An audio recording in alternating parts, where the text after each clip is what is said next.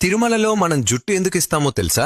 మొట్టమొదట వెంకటేశ్వర స్వామి ఒక చీమల పుట్టలో ధ్యానం చేస్తూ ఉండేటప్పుడు బ్రహ్మదేవుడు ఒక ఆవు రూపం దాల్చి ప్రతిరోజు ఆ చీమల పుట్ట దగ్గరకు వచ్చి స్వామికి పాలిచ్చేవాడు. ఒక ఆవుల కాపరి అది చూసి కోపంతో ఆవు మీదకి తన గొడ్డల్ని విసురుతాడు. ఆ గొడ్డలి నేరుగా వెళ్లి వెంకటేశ్వర స్వామి తలకి తగులుతుంది. దాంతో స్వామికి దెబ్బ తగిలి రక్తం కారుతుంది. కొంతకాలానికి ఆ గాయమైతే మానిపోతుంది, కానీ అక్కడ వెంట్రుకలు మాత్రం రావు. అలా ఒకరోజు వెంకటేశ్వర స్వామి కొండ మీద పడుకుని ఉండగా ఆకాశ మార్గంలో వెళ్తున్న నీలాదేవి అనే ఒక గంధర్వ కన్య వెంకటేశ్వర స్వామిని చూసి కిందకు వస్తుంది. తలకి తగిలిన దెబ్బని చూసి ఎంతో బాధపడుతూ తన తల నుంచి కొన్ని వెంట్రుకలను తెంపి వెంకటేశ్వరునికి ఇస్తుంది. అప్పుడు వెంకటేశ్వర స్వామి ఇలా చెప్తాడు, నా అందం కోసం నీ అందాన్ని పాడు చేసుకున్నావు కదా, కలియుగంలో కొండ మీదకి వచ్చిన నా భక్తులు తమ జుప్పుని ఇచ్చే సాంప్రదాయం మొదలవుతుంది. ఆ జుట్టు యొక్క శక్తి అంతా వేరే భూలోకంలో ఉండే నీకు దక్కుతుంది అని చెప్తారు. ఇంతకీ తిరుమలలో ఇచ్చే మన జుట్టుని